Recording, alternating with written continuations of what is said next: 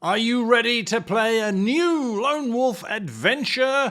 Well, the app is coming to the Kickstarter, and it is my pleasure to tell you that this beautifully read, specifically written book is available on the Kickstarter, and you're hearing about it here.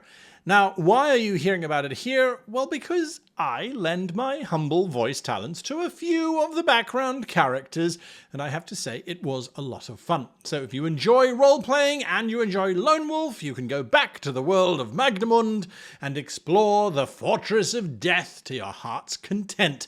Back the Kickstarter now. All of the details are in the links down below. So, this is a crazy idea, but it's a lot of fun if you're playing with an old group of players that you've played with for years. This is something that everyone should do. Hello, my name is Guy, and today on How to Be a Great GM, we're looking at this crazy idea that I was looking and thinking, and I was just doing a lot of that stuff. And whilst I was doing that, this idea came to me for this week's episode. And sometimes you get groups where there's lots of creativity. The juices are flowing and the players have 12,000 page backstories and, well, you've got your world that you've been crafting for centuries, you know, all of that kind of stuff. And sometimes you get groups who, they don't really have a DM because no one really wants to DM, so it's whoever kind of gets chosen, and creativity is not that great, right? It's not that great. To be honest, it's pretty poo. But that's okay. This idea is going to change all of that.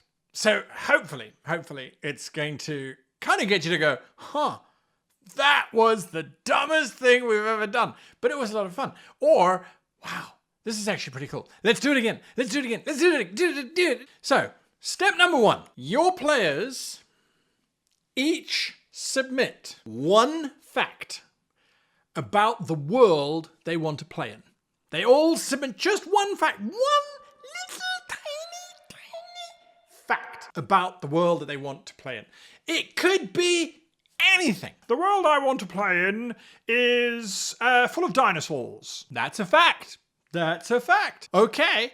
It doesn't seem like it's giving us much, but if you've got 3 or 4 or 5 players, you are going to gather facts. You're going to gather 5 world-building facts. The world contains dinosaurs, it contains giant mechas, it contains multiple tentacled creatures named Laura, and it contains magic, and it contains chipmunks that can talk. Wow!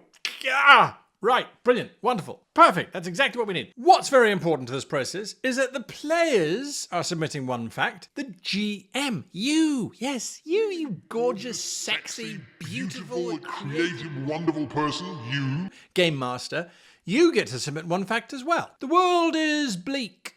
The world is amazing. That doesn't really help though, does it? The world is amazing because everybody lives to the age of 1,000. You don't have to know why. You don't have to figure that out yet. Hold your horses. Just throw out a fact. Step number 2 is very easy because step number 2, what you are doing is you are asking each of your players, please give me one fact, one tiny, teeny little fact about your character that has something to do with the fact that you've already given me. So, for example, the player who went, I want the world to be full of dinosaurs, now has to give you a fact about their character and how it relates to dinosaurs.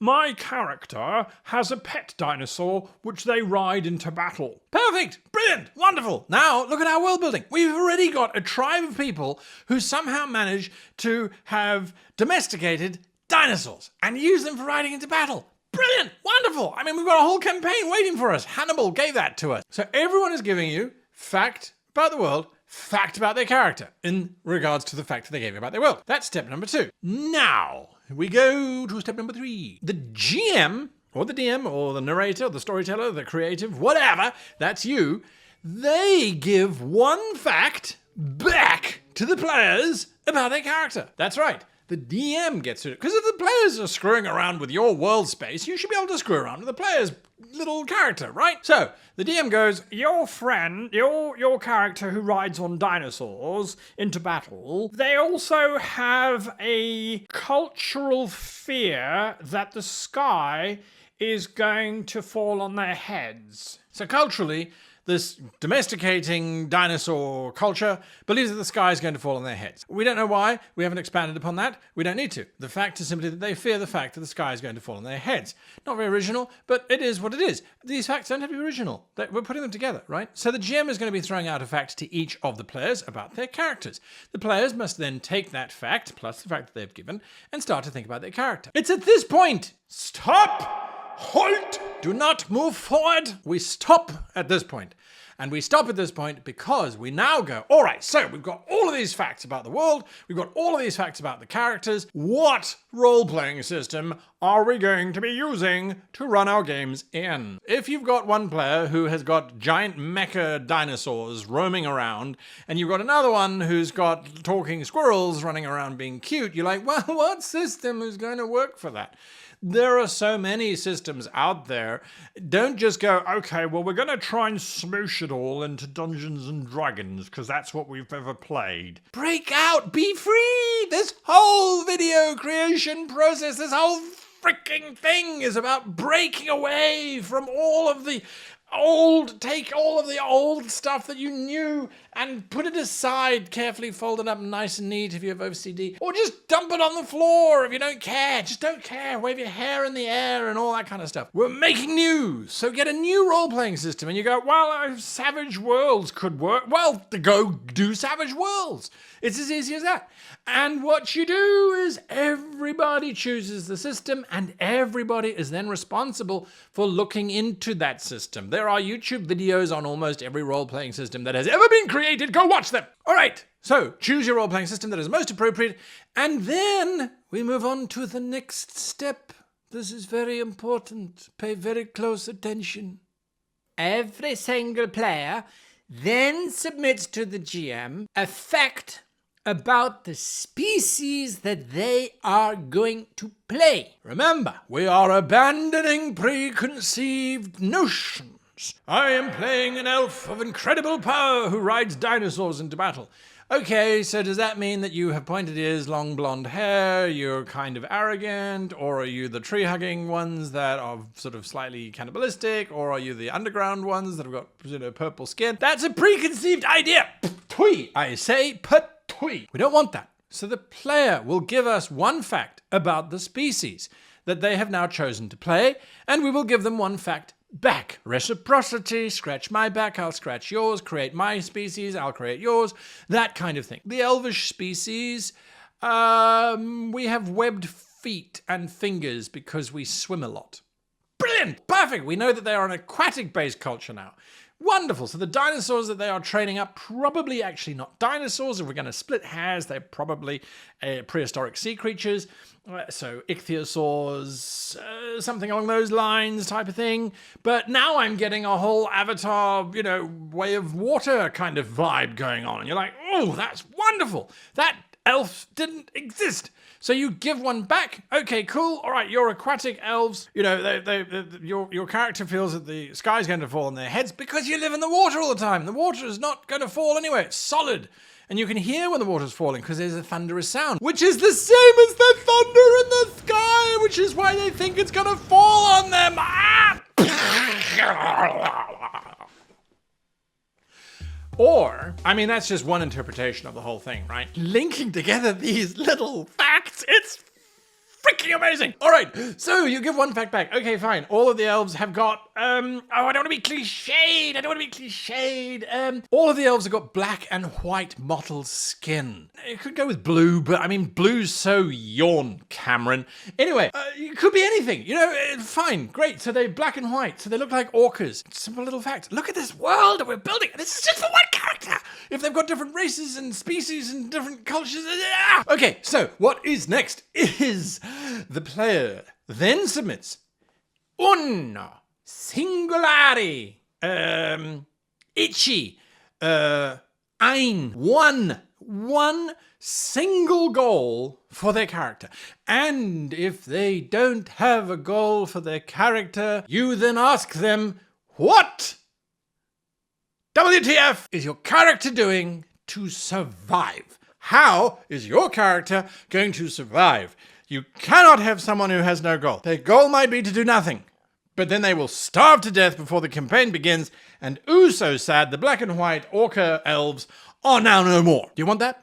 Do you want that? Because that's what you get when you don't have a goal. So what does your character do? Are they a blacksmith? Do they work as a courier delivery guy? Do they work in a warehouse? Do they work in the fields? They've got to do something to survive. And when the player says, oh, I guess they pick up dino dung. Perfect! Great! Good! Is that what they want to do for the rest of their lives? You can plunge the depths of this character really good into the psychosis behind why it is that they are doing what they are doing and what they would rather be doing and how they could take it a little step from doing what they are not wanting to be doing to doing what they are doing because they are wanting to do that. So you want to do nothing all day, but you are currently dung dealer. So how do you move forward? You find the perfect dung? No, this is not going to make any sense. No, you get money so you can retire. That's the standard plan of capitalism, right? You then, in return, because remember, scratch my back, I create your back. The whole idea is you then give them one setback. Aha, my glib player who said their goal was to become a famous hero. Very clever. Very clever. It's not clever because that's what all adventurers basically are. But anyway, it's clever. You gave me an answer. You didn't beat around the bush. You didn't come up with all that nonsense about being basically a layabout who just doesn't have any goals. You gave me a goal. They want to become the most famous adventurer ever. Now here's a setback. You can't become the most famous adventurer ever because your mother is the most famous adventurer ever. And as a matter of fact, you haven't seen her in 6 years because she's currently going to go and try and find the greatest artifact known to exist in the entire world. Yeah. An artifact of significant power. Probably. I haven't made anything else up. I only have to give you one setback, and that setback is that your mother is the most famous. Or for our little dung cleaner, let's go along with hers. What's their setback? Their setback could be that they're very good at being a dung shoveler, and so they'll never get promoted because they're very good at it. They're not management material, they're excellent dung shoveler material. You are a dung shoveler. Anyway, so give them a setback. Give them something that's going to prevent them from getting their goal. We have set up almost everything that we could possibly need. What else could we possibly do? Oh yes, this. Because this is a collective world-building, campaign-building exercise, the players will now submit to you one area of the map that pertains to their character.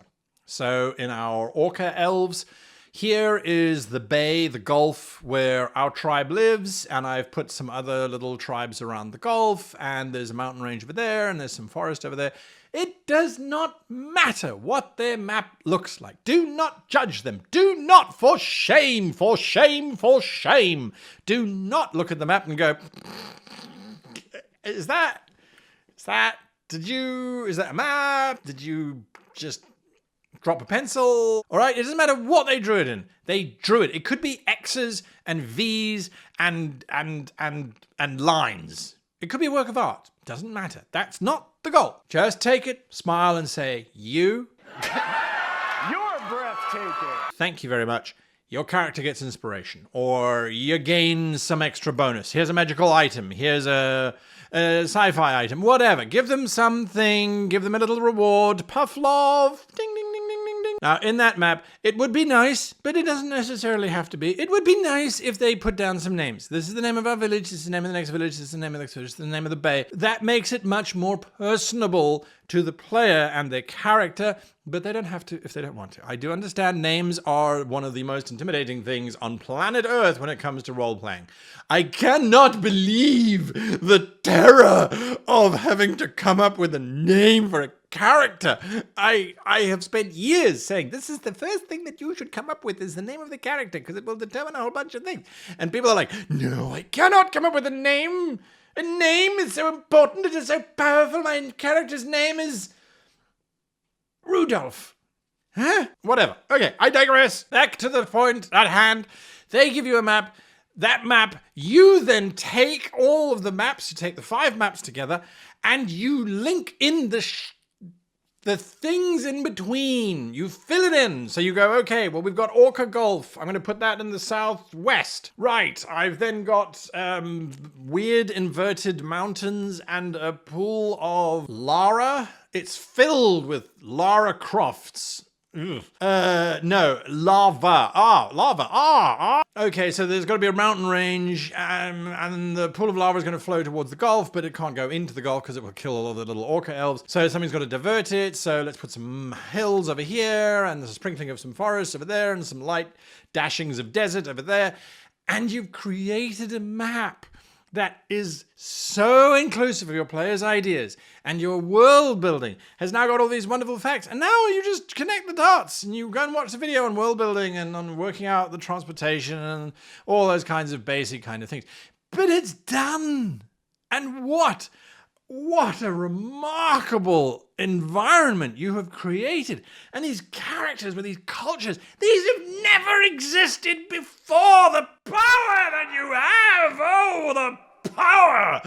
This is so unique to your group. This world space, you can expand it ad infinitum. This is one little corner of one little continent somewhere. Go mad as you explore this space and keep including your players every time they encounter a new culture. What's on the other side of those mountains? I don't know. Everybody give me a fact. Now I hear you loud and clear. What if I get 5 facts that are contradictory? In my world, there's no magic. For other player, there's so much magic in my world that it's amazing. One world says there's no magic, another world says there's lots of magic. Okay, magic has been hidden and forgotten about. Some cultures believe in it and some cultures don't believe in it. Guess what your campaign is? Magic is coming back into the world. Or magic is leaving the world. You don't have to make this stuff up. Except when you're making it up, but then it makes itself up. You just ask a question. Well, how do I link the 2 things together? Remember the 5th of November. Well, not necessarily the 5th of November, but whenever the video came out. Remember the video on the 4 types of imagination that you have access to. Research, inspiration, freeform association, and experience. Use them to link these things together. Don't see problems. See amazing opportunities for you to be told what the hell your campaign is about, so that when you're playing it, you're creating NPCs, you're exploring the orca elves just as much as the player is exploring them. And as you're coming up with things, ask the player, well, we've got to do the sunrise ritual. Tell us, Rodney, how do the orca elves celebrate the sunrise ritual? And then you are playing because you're watching them DMing in a way because they're telling you how this ritual unfolds. Oh, I wish this was a system all on its own. Well, it kind of is now that you've watched the whole video. If you've been inspired by this video, I mean, I'm sweating from excitement from this video. Hit that like button or the subscribe button if you're not already subscribed. I cannot say this enough. I am so grateful to the Patreons who keep this channel going. That's just phenomenal. The support that you've given me over the years, there's no way I can repay it except by making more videos and trying to do more stuff. Just phenomenal. Anyway, from me, from the editor, from everybody at Geeks Table, I want to say to you,